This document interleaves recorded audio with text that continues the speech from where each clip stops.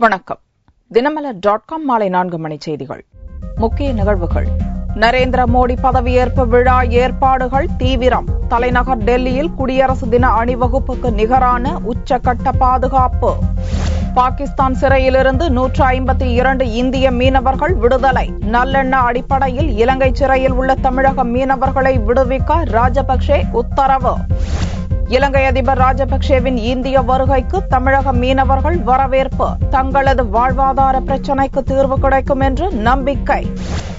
விரிவான செய்திகள். மோடி பதவியேற்பு விழாவுக்காக ஜனாதிபதி மாளிகையில் ஏற்பாடுகள் தீவிரமாக நடந்து வருகின்றன.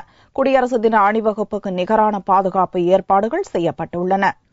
16வது லோக்சபா தேர்தலில் பாரதிய ஜனதா தலைமையிலான தேசிய ஜனநாயக கூட்டணி அறுதி பெரும்பான்மையுடன் வெற்றி பெற்ற நிலையில் நாட்டின் 15வது பிரதமராக நரேந்திர மோடி ஜனாதிபதி மாளிகையில் திங்களன்று மாலை 6 மணிக்கு பதவியேற்கிறார். விழாவில் பாகிஸ்தான் பிரதமர் நவாஸ் ஷெரீப், இலங்கை அதிபர் ராஜபக்சே, ஆப்கான் அதிபர் ஹமீத் கர்சாய், மாலத்தீவு அதிபர் அப்துல்லா யாமின் கயூம், பூட்டான் பிரதமர் ஷெரிங் டோப்கே, நேபாள பிரதமர் சுஷில் கொய்ராலா பங்கேற்கின்றனர். வங்கதேச பிரதமர் ஷேக் ஹசீனா ஜப்பான் செல்வதால் அந்நாட்டின் சபாநாயகர் ஷிரின் சௌத்ரி பங்கேற்கிறார். ஜனாதிபதி மாளிகையின் முன்புறத்தில் நடக்கும் இவ்விழாவில் 3000 முதல் 4000 வரையிலான பிரதிநிதிகள் பங்கேற்க ஏற்பாடு செய்யப்பட்டுள்ளது. பதவியேற்பு விழாவுக்கான ஏற்பாடுகளை ஜனாதிபதியின் செயலர் ஒமிடா பால் முன்னின்று நடத்தி வரும் நிலையில் ரைசினா ஹில்ஸை சுற்றியுள்ள பகுதிகளில் 3 அடுக்கு பாதுகாப்பு ஏற்பாடுகள் செய்யப்பட்டுள்ளன. ராணுவம், விமானப்படையினரும் பாதுகாப்பு பணியில் ஈடுபடுத்தப்பட்டுள்ளனர். சார்க் நாடுகளின் தலைவர்கள், பல்வேறு மாநிலங்களின் கவர்னர்கள், முதல்வர்கள், வெளிநாடுகளின் தூதர்கள் பங்கேற்கவிருப்பதால் குடியரசு தின அணிவகுப்புக்கு செய்யப்படுவது போல பாதுகாப்பு ஏற்பாடுகள் முழுவீச்சில் செய்யப்பட்டுள்ளதாக டெல்லி போலீசார் தெரிவித்தனர். 26 तारीख की राष्ट्रपति भवन में जो ओथ सेरेमनी है उसके लिए दिल्ली पुलिस ने व्यापक प्रबंध किए हैं. टोटल एरिया सिक्योरिटी को स्ट्रेंथन किया गया है. चारों तरफ पेट्रोलिंग बढ़ाई जाएगी, पुलिस प्रेजेंस बढ़ाई जाएगी. इसके अलावा कल शाम को आफ्टरनून में हमने 1 बजे के बाद कुछ बिल्डिंग्स हैं, गवर्नमेंट बिल्डिंग्स हैं, उनसे रिक्वेस्ट की है कि बंद रखें. उसमें north block, south block, rail भवन, वायु भवन और डलहौजी रोड के साइड में जितनी 2012ஆம் ஆண்டில் பிரணாப் முகர்ஜி ஜனாதிபதியாக பொறுப்பேற்ற பின் புதிய அரசுக்கு முதல் முறையாக பதவி பிரமாணம் செய்து வைக்கிறார் என்பது குறிப்பிடத்தக்கது. மத்திய அமைச்சரவையில் தெலுங்கு தேசத்துக்கு பிரதிநிதித்துவம் கேட்டு நரேந்திர மோடியை சந்திரபாபு நாயுடு சந்தித்து பேசியுள்ளார். தனது தலைமையில் அமையப்போகும் மத்திய அமைச்சரவையில் யார் யாருக்கு எந்தெந்த துறைகளை அளிப்பது என்பது குறித்து கடந்த ஒரு வாரமாக பாரதிய ஜனதா மற்றும் கூட்டணி கட்சித் தலைவர்களுடன் நரேந்திர மோடி தொடர் ஆலோசனை நடத்தினார். சீமாந்திரா, தெலங்கானாவில் பாரதிய ஜனதாவுடன் கூட்டணி அமைத்து போட்டியிட்ட தெலுங்கு தேசம் கட்சியின் தலைவர் சந்திரபாபு நாயுடு சனிக்கிழமை அன்று இரவு பாரதிய ஜனதா தலைவர் ராஜ்நாத்தை சந்தித்தார். மத்திய அமைச்சரவையில் தெலுங்கு தேசம் கட்சிக்கு 3 இடங்களை கேட்கும் சந்திரபாபு நாயுடு ஞாயிறன்று குஜராத் பவனில் மோடியை சந்தித்து தனது கோரிக்கையை வலியுறுத்தினார். இருவரும் அரை மணி நேரம் மத்திய அமைச்சரவை குறித்து பேச்சுவார்த்தை நடத்தினர். நடந்து முடிந்த தேர்தலில் சீமாந்திரா, தெலங்கானாவில் மொத்தமுள்ள 42 லோக்சபா தொகுதிகளில் தெலுங்கு தேசம் பாரதிய ஜனதா கூட்டணி 19 இடங்களை பிடித்துள்ளது குறிப்பிடத்தக்கது. இதனிடையே பாரதிய ஜனதா மூத்த தலைவர்களுடன் பேச்சுவார்த்தை நடத்தி மத்திய அமைச்சரவையை மோடி இறுதி செய்துள்ளதாகவும் தன்னுடன் பதவியேற்கும் மத்திய அமைச்சர்களின் பட்டியலை ஜனாதிபதி பிரணாப் முகர்ஜிக்கு மோடி ஞாயிறு இரவே அனுப்பி வைத்து விடுவார் என்றும் டெல்லி வட்டாரங்கள் தெரிவிக்கின்றன. பாரதிய ஜனதா கூட்டணியில் இடம்பெற்றுள்ள உத்தவ் தாக்கரேயின் சிவசேனா, ராம்விலாஸ் பாஸ்வானின் லோக் ஜன்சக்தி, ராமதாசின் பாமக, அனுப்பிரியா பட்டேலின் அப்னா தள் உள்ளிட்ட கட்சிகளுக்கும் மத்திய அமைச்சரவையில் பிரதிநிதித்துவம் அளிக்கப்படும் என்று எதிர்பார்க்கப்படுகிறது. பஞ்சாபில் பாரதிய ஜனதாவுடன் நீண்ட காலமாக கூட்டணி வைத்துள்ள பிரகாஷ் சிங் பாதலின் அகாலி தளம் அமைச்சரவையில் பங்கேற்காது என்று கூறப்படுகிறது.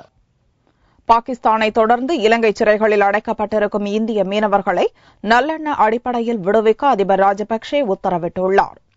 புதிய பிரதமராக நரேந்திர மோடி பதவியேற்கும் விழாவில் பங்கேற்க தெற்காசிய நாடுகளின் கூட்டமைப்பான சார்க் நாடுகளின் தலைவர்களுக்கு அழைப்பு விடப்பட்டுள்ளது. பாகிஸ்தான் பிரதமர் நவாஸ் ஷெரீப் பதவியேற்பு விழாவில் பங்கேற்பார் என்று சனிக்கிழமையன்று பிரதமர் அலுவலகம் உறுதிப்படுத்தியது. இதைத் தொடர்ந்து பாகிஸ்தான் சிறைகளில் அடைக்கப்பட்டிருக்கும் 152 இந்திய மீனவர்களை நல்லெண்ண அடிப்படையில் விடுவிப்பதாக பாகிஸ்தான் அரசு அறிவித்தது. 152 இந்திய மீனவர்களை வரவேற்று அழைத்து வருவதற்காக குஜராத்திலிருந்து அதிகாரிகள் குழு பஞ்சாபில் உள்ள வாகா எல்லைக்கு ஞாயிறன்று சென்றுள்ளது. தினேஷ் என்ற மீனவரின் மனைவி நரேந்திர மோடிக்கு நன்றி தெரிவித்துள்ளார். हम तो यह कहब कि नरेंद्र मोदी हमन के बदे भगवान बन के आयल हुआ। जितनी बढ़िया से हमन की खबर मिलल है उतनी बढ़िया और लोगन का असहाय लोगन का मदद करें, उनके तरक्की मिले और आगे बढ़े। இந்நிலையில் பாகிஸ்தான் சிறையிலிருந்து விடுதலையாகும் இந்திய மீனவர்களின் சொந்த ஊர்களில் பொதுமக்கள் இனிப்பு வழங்கியும் பட்டாசு வெடித்தும் கொண்டாடி வருகின்றனர்.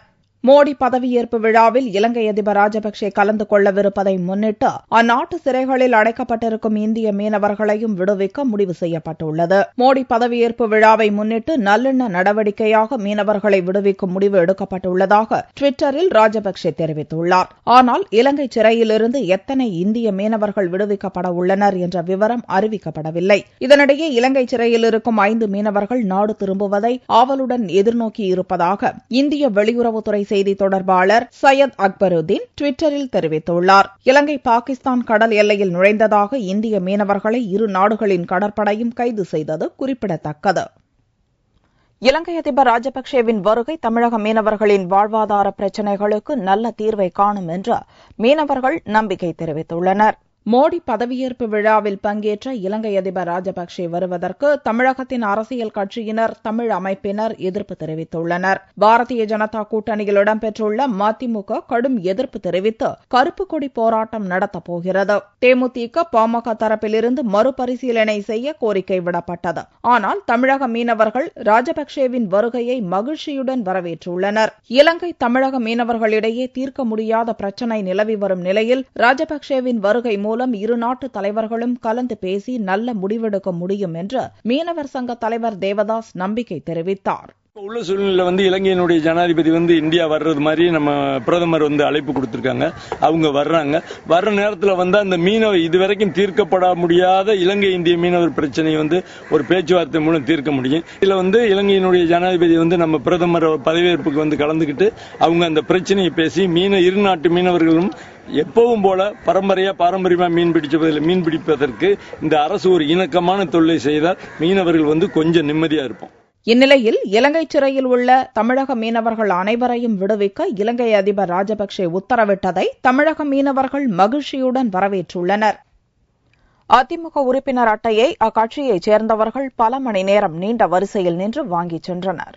அதிமுக அமைப்பு பொதுத் தேர்தல் 5 ஆண்டுகளுக்கு ஒருமுறை நடத்தப்படுவது வழக்கம். இதற்கான உறுப்பினர் பதிவை புதுப்பிக்கவும் புதிய உறுப்பினர்கள் சேர்ப்பதற்காகவும் கடந்த 2013ஆம் ஆண்டு ஜூன் முதல் ஆகஸ்ட் வரை விண்ணப்ப படிவம் வழங்கப்பட்டது. ஜூலை 31ஆம் தேதி வரை விண்ணப்ப படிவங்களை பூர்த்தி செய்து ரசீது பெற்றிருந்தவர்களுக்கு ஞாயிறன்று அதிமுக தலைமை கழகத்தில் உறுப்பினர் அட்டைகள் வழங்கப்பட்டன. இந்த அட்டையை அக்கட்சியைச் சேர்ந்தவர்கள் பல மணி நேரம் நீண்ட வரிசையில் நின்று வாங்கிச் சென்றனர். பொள்ளாச்சி பாராளுமன்றத்தில் நாங்கள் அம்மா அவங்க 37 இடத்துல வெற்றி பெற்றதுக்கு அம்மா எங்களுக்கு இப்போ இதை ஒரு இனிப்புங்கிற முறையில் எங்களுக்கு உறுப்பினர் கார்டு எங்களுக்கு அம்மா வழங்கியிருக்காங்க. இதை வச்சு நாங்கள் கட்சியில் நல்ல சிறப்பாக பணியாற்றி வரும் சட்டமன்ற தேர்தலில் அம்மாவுக்கு 234 தொகுதி நாங்கள் வெற்றி பெற செய்து மீண்டும் அம்மாவை முதல்வராகிறதுக்கு நாங்கள் உறுதி எடுத்துக் கொள்வோம் என்பதை இதன் மூலம் தெரிவித்துக் கொள்கிறோம். கட்சியின் அடிப்படை உறுப்பினர்களாக தங்களை பதிவு செய்து கொண்டவர்கள் மட்டுமே கழக அமைப்பு தேர்தலில் போட்டியிடுவதற்கும் ஓட்டளிப்பதற்கும் தகுதியானவர்களாக கருதப்படுவர் என்று அதிமுக தலைமை அலுவலகம் அறிவித்துள்ளது. புதியதாக உருவாகியுள்ள மினி அணைக்கட்டு திருச்சிவாசிகளின் பொழுதுபோக்கு மற்றும் சுற்றுலா தலமாக குதூகலத்தை ஏற்படுத்தியுள்ளது. திருச்சி மாவட்டம் கம்பரசம்பேட்டை முத்தரசம் நல்லூரில் காவிரியாற்றின் குறுக்கே கடந்த 2012இல் தடுப்பணை கட்டப்பட்டது. அணை கட்டியதிலிருந்து காவிரியாற்றில் நீர்வரத்து இல்லாமல் இருந்தது. ஆனால் தற்போது குறைந்த அளவு தண்ணீர் காவிரியாற்றில் ஓடுவதால் இந்த புதிய அணைக்கட்டு திருச்சி வாசிகளின் சொர்க்கபுரியாக மாறியுள்ளது. மினி அணைக்கட்டில் குளித்து மகிழ்வதற்காகவே பலரும் வர துவங்கிவிட்டனர். திருச்சியில எந்த என்டர்டைன்மெண்ட்டும் கிடையாது. இப்ப புதுசா இந்த டேம் கட்டியிருக்கனால எல்லாத்துக்கும் யூஸ்ஃபுல்லா இருக்கு. இப்போ தண்ணி பார்த்தீங்கன்னா ஆற்றுல போய்கிட்டே இருந்தால் அந்த தண்ணியில் நிறைய பேர் குளிக்க முடியாது. நீச்சல் தெரிஞ்சவங்க தெரியாதவங்க இவங்கெல்லாம் குளிக்க கொஞ்சம் கஷ்டம்தான். இப்போ பார்த்தீங்கன்னா எல்லாமே குளிக்கிறோம். நல்லாவும் இருக்குது, ஆழமும் இல்லை, பயப்படாமல் குளிக்கிறோம், நல்லா என்ஜாய் பண்ணிட்டு போகிறோம். இதை இன்னும் கொஞ்சம் பராமரிச்சிங்கன்னா இன்னும் எங்களுக்கு பெட்டராக இருக்கும்.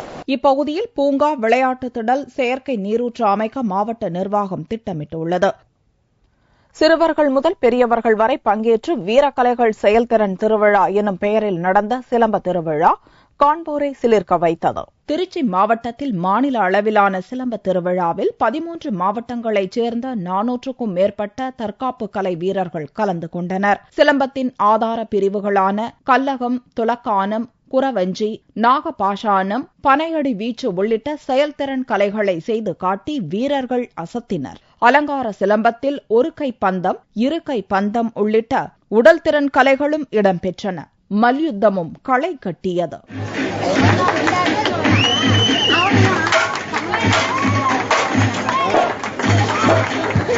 பதிமூணு மாவட்டங்கள்ல இருந்து ஒரு 400க்கும் மேற்பட்ட வீரர்கள் இன்னைக்கு பங்கெடுத்து நிகழ்ச்சி நடந்துகிட்டு இருக்கு. சிலம்பம், ஆயுத கலைகள், உடல் திறன் கலைகள் அப்படின்னு சொல்லி ஒரு 3 விதமான பிரிவுகளா செய்யறோம். இந்த கலை நாங்க வளர்க்கிற மாதிரியே அரசாங்கமும் வளர்க்கணும்னு சொல்லி கேட்டுக்கிறோம். சிறியவர்கள் முதல் பெரியவர்கள் வரை களத்தில் இறங்கி ரவுண்டு கட்டியதால் சிலம்ப திருவிழா பார்வையாளர்களை பரவசப்படுத்தியது. பெற்றோரை இழந்து பாட்டி வளர்ப்பில் வளர்ந்த மதுரை மாணவி அனுசுயா மாநகராட்சி அளவில் முதலிடம் பெற்று சாதனை புரிந்துள்ளார். சிவகங்கை மாவட்டம் இளையான்குடியில் பிறந்த அனுசுயா 6 மாத குழந்தையாக இருந்தபோது அம்மா மல்லிகாவை இழந்தார். 5ஆம் வகுப்பு படிக்கும் போது அப்பாவையும் இழந்தார். இதைத் தொடர்ந்து மதுரை சின்ன சொக்கிக்குளத்தில் சிறிய ஓட்டு வீட்டில் தனது தாத்தா சுப்பிரமணி, பாட்டி பாப்பம்மாள் ஆதரவில் உறவினர்கள் ஒத்துழைப்பில் காக்கைப்பாடினியார் மாநகராட்சி பள்ளியில் அனுசுயா படித்தார். தற்போது 10ஆம் வகுப்பு தேர்வில் 494 மதிப்பெண்கள் பெற்று முதலிடம் பிடித்துள்ளார். எனக்கு சின்ன வயசுல அப்பா அம்மா இல்ல, நான் தாத்தா பத்தி கூட தான் வளர்ந்தேன். ஃபர்ஸ்ட் ஸ்டாண்டர்ட்ல இருந்து காக்கைப்பாடி மாநகராட்சி ஸ்கூல்ல படிக்கிறேன். 10வது பொது தேர்வுல நான் 494 மார்க் வாங்கியிருக்கேன். ரொம்ப சந்தோஷமா இருக்கு. மதுரை மாநகராட்சியில முதலிடம் வச்சிருக்கேன். எனக்கு வார்த்தையே வரல சொல்றதுக்கு, ரொம்ப சந்தோஷமா இருக்கு. 80 above தான் எதிர்பார்த்தேன், ஆனா 490 above 94 வாங்கியிருக்கேன். ரொம்ப ஹாப்பியா இருக்கு. +1ல பயோமேக்ஸ் குரூப் எடுத்திருக்கேன். டாக்டர் ஆகணும்ன்றது என்னோட ஆசை. அதுக்கு யாராவது ஹெல்ப் பண்ணீங்கன்னா எனக்கு ரொம்ப உதவியா இருக்கும். என் மகளுக்கு 4 பெண் குழந்தைங்க. சின்ன பிள்ளைய விட்டுட்டு என் மக திறந்து போச்சு. 4 பிள்ளைகள் நான் தான் வளர்த்தேன். இந்த ஒரு பிள்ளை தான் கடைசி பிள்ளை. நான் நல்லா 2 கூலி வேலை செஞ்சு இட்லி கடை வச்சு என் பிள்ளைகளை வளர்த்தேன். இப்போ நல்ல மார்க் எடுத்திருக்கு. எனக்கு ரொம்ப பெருமையா இருக்கு. மேற்கொண்டு படிக்கிறதுக்கு இன்னும் எல்லாரும் வாசிச்சு கொடுத்தாங்கன்னா நம்ம பிள்ளைகளை படிக்க. தான் படித்தால் தான் வாழ்க்கையில் முன்னேற முடியும் என்று உணர்ந்து முதலிடம் பிடித்த அனுசுயாவை தினமலர்.com நேயர்களும் பாராட்டலாம், உதவலாம். அதற்கு 9943515250 என்ற எண்ணில் அழைத்து பாராட்டுங்கள். மேற்படிப்புக்கு உதவுங்கள்.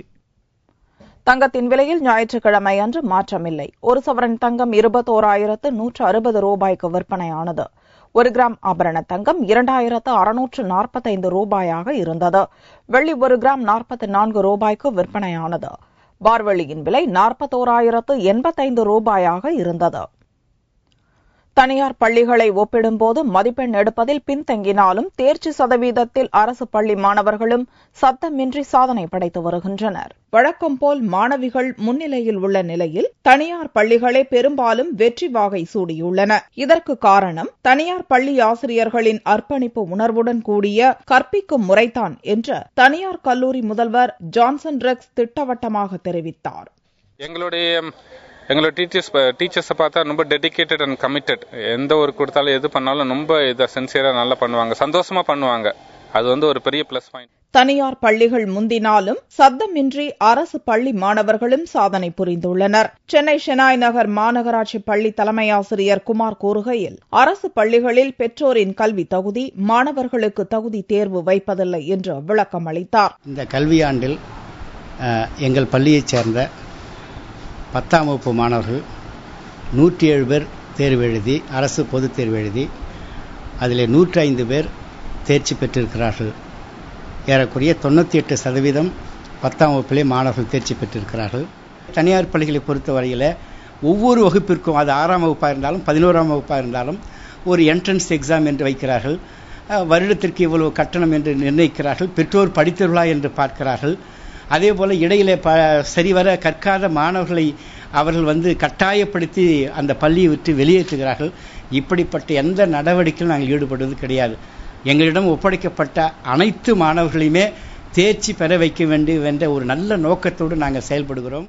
சென்னை மாநகராட்சி பள்ளியில் படித்து 498 மதிப்பெண்கள் பெற்று மாநில அளவில் 2ஆம் இடம் பெற்ற ஆட்டோ ஓட்டுநர் ராமச்சந்திரனின் மகன் கோகுல்நாத் தான் படித்த பள்ளிக்கும் தந்தைக்கும் பெருமை சேர்த்துள்ளார். குழந்தைகளை கஷ்டப்பட்டு படிக்க வச்சேன். என் பையன் மாநிலத்தில் 2வது இடம் படிச்சது ரொம்ப சந்தோஷமா இருக்கு. கிளாஸ் டீச்சர் ராஜகுமார் மிஸ் அவங்க வந்து தான் குழந்தையே ஃபர்ஸ்ட் ரேங்க் எடுத்த மாதிரி அவங்களோட குழந்தைய ஃபர்ஸ்ட் ரேங்க் எடுத்த மாதிரி ஓடி வந்து கட்டி பிடிச்சி அவனுக்கு முத்தம் கொடுத்ததை பார்க்கும்போது எனக்கு அவ்வளோ சந்தோஷமா இருக்கு. அவங்க எந்த அளவுக்கு ஹார்ட் ஒர்க் பண்ணியிருப்பாங்க அது நல்லா புரிஞ்சுக்கிறேன். அதே நேரத்தில் கடவுளுக்கு நன்றி சொல்றேன். அவன் கேட்டதெல்லாம் வாங்கி கொடுக்காம கஷ்டப்பட்டு படிக்க வச்சேன். அவன் படிக்கிறான், சாதிப்பான் வாழ்க்கையில. இந்த வரிசையில் நெல்லை மாவட்டம் பத்தமடை அரசு மகளிர் பள்ளியில் பயின்று மாநில அளவில் முதலிடம் பிடித்த பாகிரா பானு 499 மதிப்பெண் எடுத்து மாநில அளவில் 19 பேரில் ஒருவராகியுள்ளார். பத்தமடை அரசு மகளிர் மேல்நிலைப் பள்ளியில படிக்கிறேன். இன்னைக்கு வந்து மாநிலத்தில் முதல் மதிப்பெண் பெறுவதற்கு என்னுடைய பள்ளி தான் காரணம். என்னுடைய தலைமை ஆசிரியர் மற்ற ஆசிரியர்களும் நிறைய என்கரேஜ் பண்ணுவாங்க. சாயந்தரம் 6 o'clockலேருந்து நைட் ஒரு 10:30 வரைக்கும் படிப்பேன். அப்புறம் காலையில் ஒரு 5 o'clockலேருந்து படிப்பேன்.